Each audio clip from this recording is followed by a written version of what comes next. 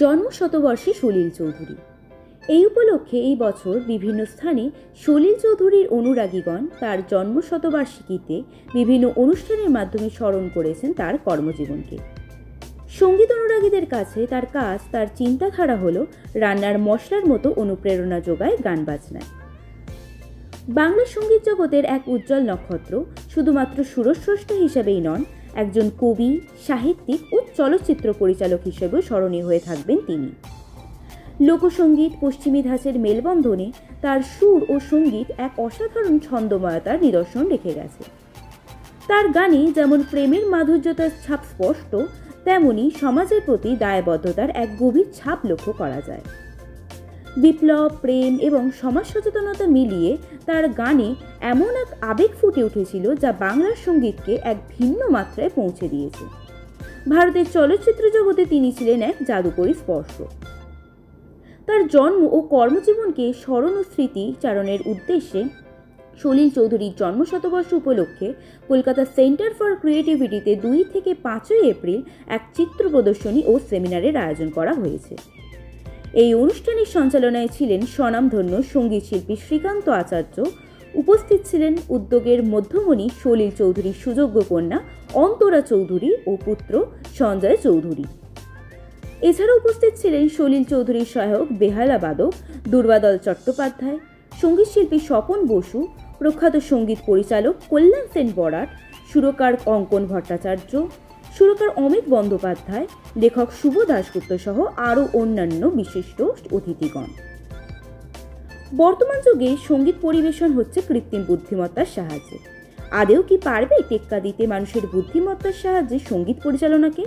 এই প্রশ্নের উত্তরে সঙ্গীত বিশেষজ্ঞরা আমাদের সংবাদ মাধ্যমে জানান তাদের অভিজ্ঞতা ও যে সংখ্যা, সেটা আমরা এবারে শতবর্ষে যে আমাদের সলিল চৌধুরী আমাদের প্রাণের, আমাদের মনের মানুষ, তাকে এবারে উৎসর্গ করছি।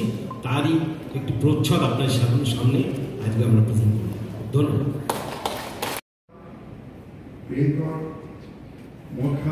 আমার কিচ্ছু বলার না, আমার থেকে কখনো ভয় পায় না, সব করবো। শুধু রাস্তাঘাটের কথা দেখাবে সলিল করে ডাকিস না। সলিল চৌধুরীর জন্ম শতবার্ষিকী পালিত হচ্ছে বিভিন্ন জায়গায় বিভিন্নভাবে। আজকে এই জায়গায় আপনাদের সংগঠিতভাবে আপনারা সলিল চৌধুরীর উদ্দেশ্যে আপনারা কিছু বক্তব্য রাখেন। কী বলবেন ওনার সঙ্গে আপনার অনেক বছরের এবং সঙ্গীত জগতে একটা দিশা চেঞ্জ হচ্ছে, সেই জায়গা থেকে কী বলবেন? প্রথম কথা আছে, সলিল চৌধুরী সম্বন্ধে এত অল্প কথা এত কিছু বলা যায় না। আমরা ছোটবেলা থেকে যাদের গান, যাদের কম্পোজিশন শুনে বড় হয়েছি, তাদের অন্যতম হচ্ছেন সলিল চৌধুরী। তো বড় হয়ে যখন একটু গান বাজনাকে বোঝার চেষ্টা করেছি, সেরকম কিছুই বুঝে উঠতে পারিনি, কিন্তু যাদের কম্পোজিশন শুনে গাইবার চেষ্টা করেছি এবং গাইতে গাইতে কিছু শেখার চেষ্টা করেছি, এখনও করছি, তাদের মধ্যে অবশ্যই অন্যতম হচ্ছেন সলিল চৌধুরী। এবং বলার কথা এইটুকুই যে আজকে আমরা এমন একটা সময় এসে দাঁড়িয়েছি, আমার নিজের যেমন ব্যক্তিগতভাবে মনে হয় চারপাশে যেরকম গান বাজনা অধিকাংশ ক্ষেত্রে শুনি, খুব রুটলেস গান বাজনা মনে হয়, তার কোনো শিকড় নেই।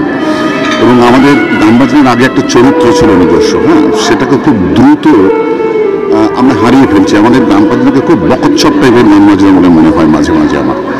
সেই জায়গায় এসে আজকে যখন সলিল চৌধুরীর জন্ম শতবর্ষের মুহূর্তে দাঁড়িয়ে তার সমস্ত সৃষ্টিকে ফিরে দেখি, নতুন করে তার সৃষ্টিকে শুনতে থাকি, তখন আমার ভীষণভাবে মনে হয়, এই কথাটা বলেই শেষ করব, যে আগামী দিনে যদি আমাদের পথের দিশা খুঁজতে হয় না, তাহলে সলিল চৌধুরী মতো স্রষ্টা বা কম্পোজারের কাজ শুনে আমাদের রাস্তা খুঁজতে হবে। কিন্তু এটা নতুন করে উপলব্ধি করার, রিয়েলাইজ করার সময় এসেছে বলে আমার মনে হয়। সেই চেষ্টাই আমরা করছি।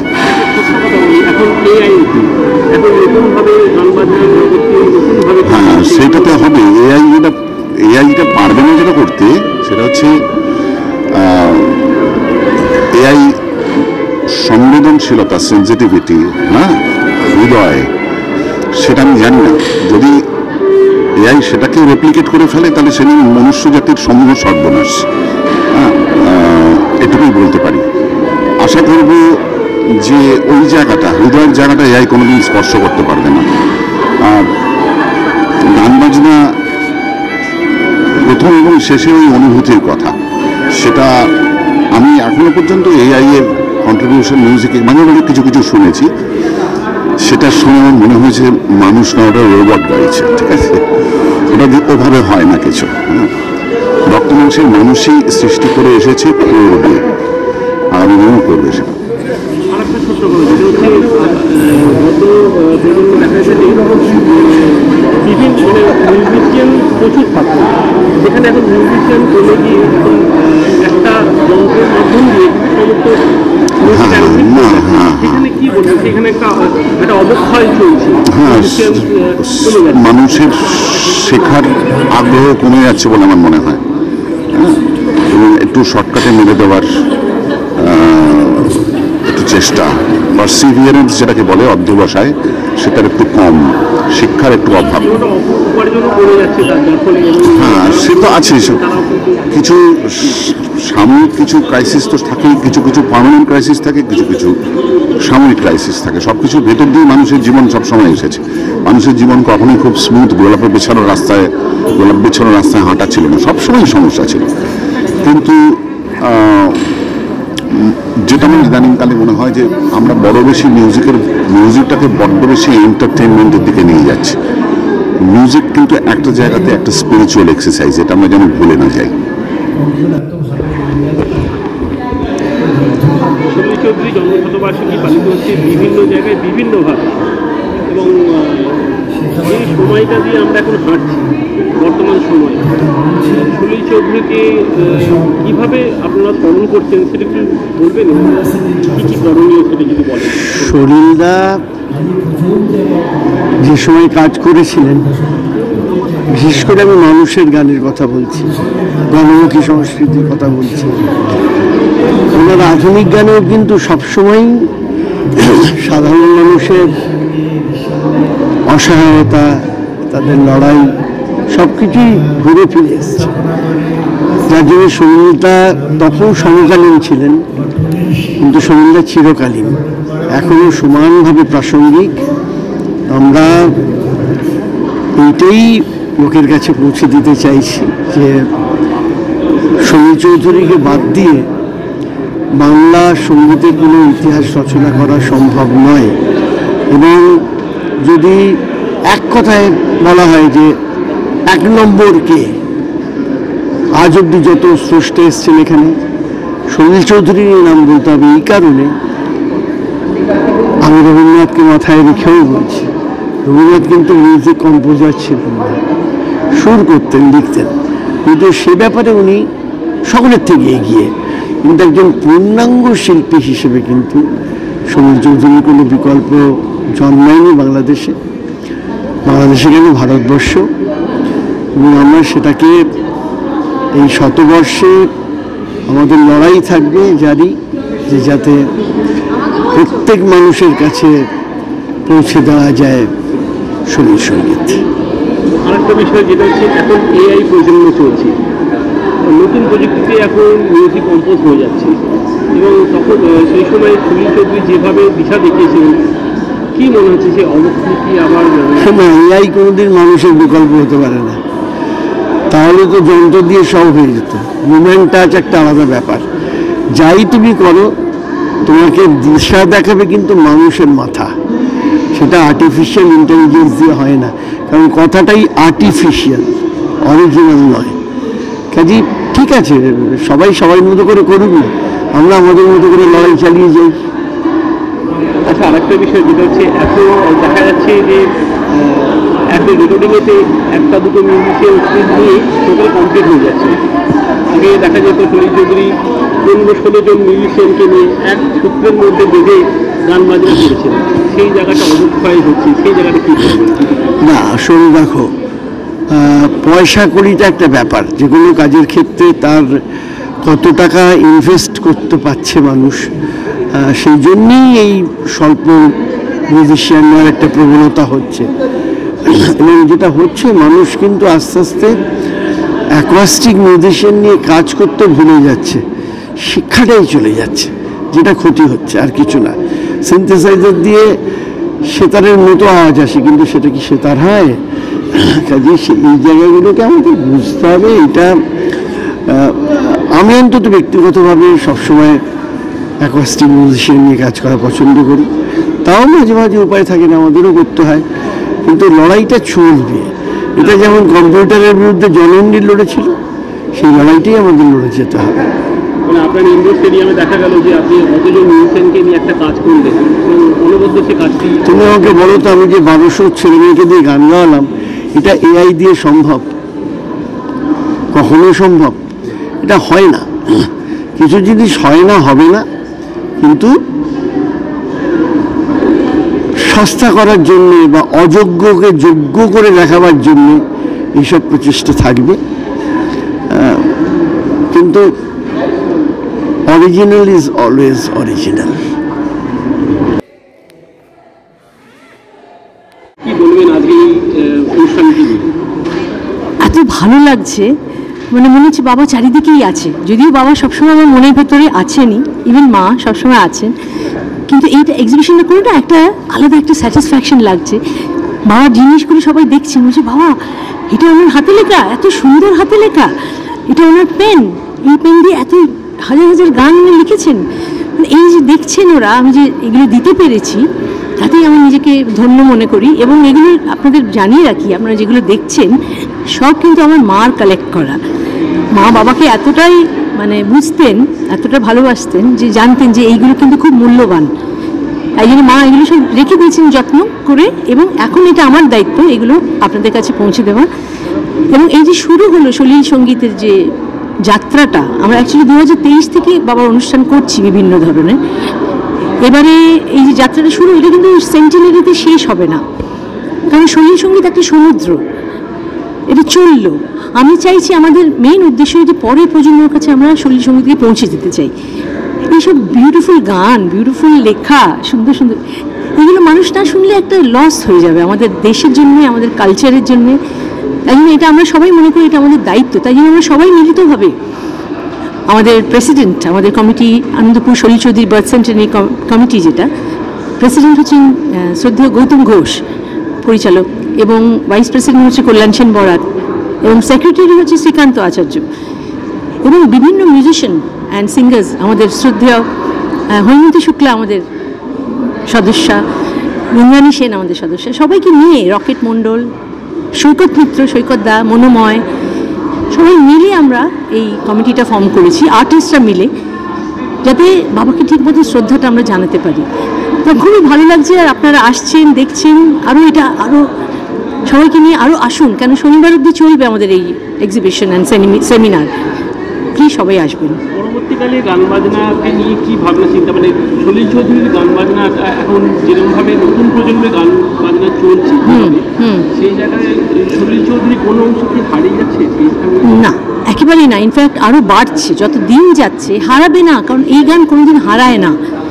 এই গান যত, কেন আপনি যখন দেখুন টিভিতে রিয়ালিটি শোতে কী গাইছে ওরা, এইসব গোল্ডেন ইরার গানই কিন্তু সবাই গাইছে, বাচ্চারা, ছেলেমেয়েরা। কিছু হয়তো নতুন একটা দুটো গাইছে, কিন্তু ফিরে যাচ্ছে আবার ওই গোল্ডেন ইরাতে। কেন? এই গানগুলো কালজয়ী, এই গান কোনো দিন পুরনো হয় না। তো সলিল সঙ্গীত চিরকাল থাকবে, কিন্তু আমাদের আরও ভালো করে এটার প্রচারটা করতে হবে। এই সেমিনার, এক্সিবিশন, তারপরে অনুষ্ঠান, সব মানে অ্যাক্টিভিটিগুলো চালিয়ে রাখতে হবে, যাতে হারিয়ে না যায়। আর কি বলে, মানে মানুষের মন তো এখন খুব ফাস্ট, কোনো কিছুই তাড়াতাড়ি মানে রেজিস্টার করে না, সব কিছু মানে কুইক।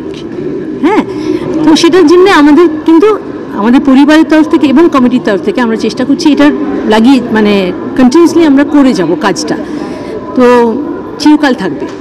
আপনি তো নৃত্যশিল্পী বলতে গেলে, আপনি গান বাজনাটাকে বাবার গান বাজনা, সেই ঘরানার গান বাজনাকে আপনি ভালোভাবে আপনি নিয়েছেন, ছোটোবেলা থেকে আপনাদের গান বাজনা শুনেছেন। কী করবেন আগামী দিনে, আপনার পরিকল্পনা কী? আগামী দিনে বাবার কাজ নিয়ে আমার মেন পরিকল্পনা হচ্ছে একটা মিউজিয়াম করব, একটা আর্কাইভ, একটা সুন্দর জায়গা নেব। এরকম দেখুন, আপনারা যেন এক্সিবিশন দেখছেন, একটা সুন্দর জায়গা নিয়ে বাবার সব জিনিসগুলো থাকবে, বাবার সব গান ওখানে থাকবে। আপনারা আসতে পারেন, কানে হেডফোন নিয়ে আপনারা শুনতে পারেন। অনেক অজানা গান, যেগুলো বিউটিফুল গান, কম্পোজিশন আপনার কাছে আসেনি, সেইগুলো রাখবো আমরা, বাবার ব্যাকগ্রাউন্ড মিউজিক রাখবো, বাবার বিভিন্ন ইনস্ট্রুমেন্টগুলো রাখবো। সবাই এসে দেখুন, শুনুন, গান শুনুন, সমৃদ্ধ হন। এটা আমাদের একটা খুব বড় একটা পরিকল্পনা। এছাড়া বাবার নোটেশনের বই বেরোচ্ছে, পরপর ভলিউম ওয়াইজ বেরোচ্ছে, যাতে লোকে সঠিক গানটা গাইতে পারেন। এবং দর্শক বন্ধুরা জানতে চাইছে আপনার গলায় বাবার গান, হ্যাঁ, এইটা কবে আমরা এটা পাবেন। আমি এবার একটা একটা করে আবার, আমি যেহেতু বাবার এই বিরাট কাজটা নিয়েছি আমার উপরে, বাবার সেন্টিনিটা হয়ে যাক, বাবার গান আমি আবার গাইতে শুরু করব। এবং কারণ অর্গানাইজিংটা অনেক সময় লাগে, তো অর্গানাইজিং আর গান একসাথে করা মুশকিল, তো তাই জন্য ওটা করবো। আমি ভাগে ভাগে করছি। এখন আমার পুরো ফোকাস বাবার অনুষ্ঠানগুলো পৃথিবী জুড়ে আমি অর্গানাইজ করছি, যাতে তার সেন্টিনারিটা খুব ধুমধাম করে পালন করা হয়। মানুষটা ছিলেন গ্র্যান্ড, গান বাজনা গ্র্যান্ড, তাই জন্য আমরা সবাই মিলে চেষ্টা করছি। গান করব, গান ছাড়া তো, গানই তো জীবন। করব, আপনারা আবার অনেক গান শুনতে পাবেন, আমি গাইবো, বাবার কিছু অজানা গানও আপনাদের শোনাবো, করব। এবং বাচ্চাদের শেখাচ্ছি, সুরধ্বনির তরফ থেকে বাচ্চাদের গান শেখাচ্ছি, এবং বড়দের শেখাতে আরম্ভ করব। এটাই অনেক, এগুলো মানে ভেবে রেখেছি পরিকল্পনা। আগামী প্রজন্মকে বাবার বলছি না, মানে অজানা যে গানগুলো আমি শিখিয়ে যেতে চাইছি, এবং কিছু নতুন কম্পোজিশন আমি নিজেও করছি। বাবা আমার মানে চাইতেন যে আমি কম্পোজার হই, আমি সুর করা আবার শুরু করেছি। তো আশা করি আপনাদের ভালো লাগবে। আমি চেষ্টা করছি, ফিউচারে আমার ইচ্ছে আছে মানে বাবার কিছু লেখা নিয়েও কিছু সুর করা, এবং ভালো ভালো কিছু ক্রিয়েশন করার চেষ্টা করছি। আরেকটা বিষয় যেটা হচ্ছে, এখন AI যুগ, আর্টিফিশিয়াল ইন্টেলিজেন্স যুগ, যেখানে গান বাজনা সীমিত হয়ে গেছে, মিউজিক কম্পোজ একাই একটা মানুষ করে দিচ্ছে, মানে যান্ত্রিক মানুষ একাই করে দিচ্ছে, 10 জনের কাজ একাই করছে। সেক্ষেত্রে মিউজিক জগতের কি অবক্ষয় আপনি? হ্যাঁ, এটা একটু মানে চিন্তার বিষয়, কিন্তু আমার মনে হয় গান বাজনাটা অত সোজা নয়। AI বেশ 4টে কর্ড নিয়ে একটা গান বানিয়ে দিল, ওটা কিন্তু মনে ছোঁবে না। গান মনে এখানে ধাক্কা লাগতে হবে, অত সোজা না গান বাজনা। বাবা মজা করে, আমার মা একবার বলেছিল বাবাকে, তুমি তো এই গানে সুরটা করে দেবে। তখন বাবা বলেছিল, ম্যাডাম অত সোজা নয়, ভাবতে হয়। তো এই AI তো ভাবতে জানে না, ওকে যা ফিড ইন করে দেওয়া হয়েছে এত ডেটা, তার মধ্যেই ও করবে, ও ভাবনাটা কোথায়? তো এই গান অরিজিনাল কম্পোজিশন AI পারবে না, মানুষকেই করতে হবে। তো এই নিয়ে আমার ভয় নেই। Thank you. দেখুন, ওনার মানুষের সঙ্গে থাকতে পেরেছি, এটা বিশাল সৌভাগ্যের আমার। এবং ওনার ভালোবাসা, ওনার আশীর্বাদ পেয়েছি, উৎসাহ পেয়েছি, এবং আজকের এই যে দাঁড়িয়ে আমি কথা বলছি, এর পেছনে ওনার অনেক অবদান রয়েছে, এটা আমি ধন্য।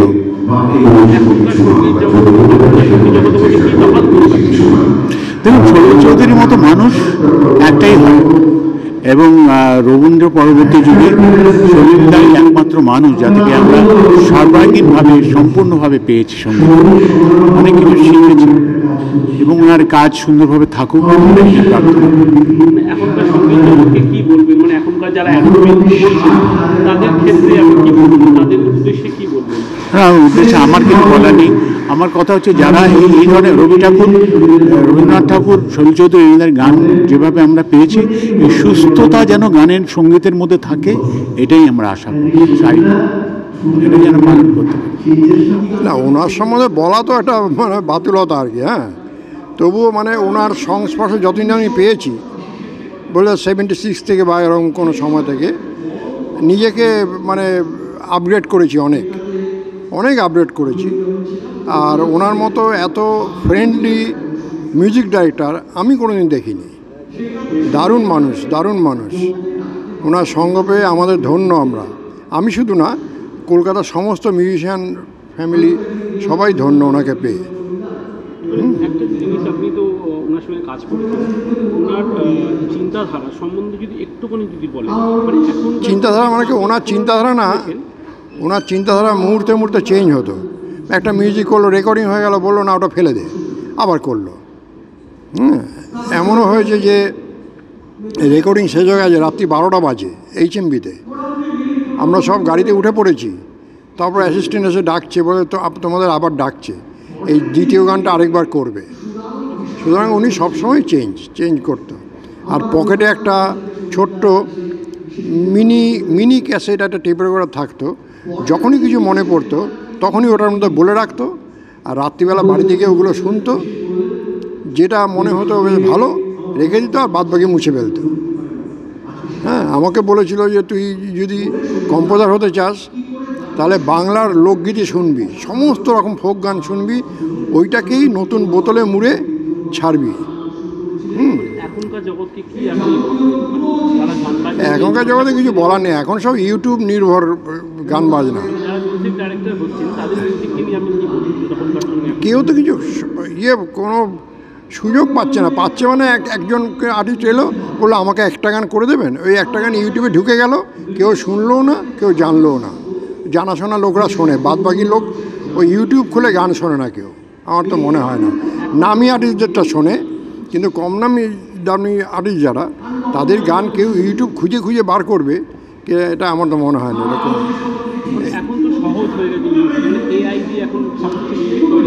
এআই দিয়ে গান বাজনা হবে না, রচনা লেখা হতে পারে, এর বেশি কিছু হবে না। দুর্বাদল চ্যাটার্জি।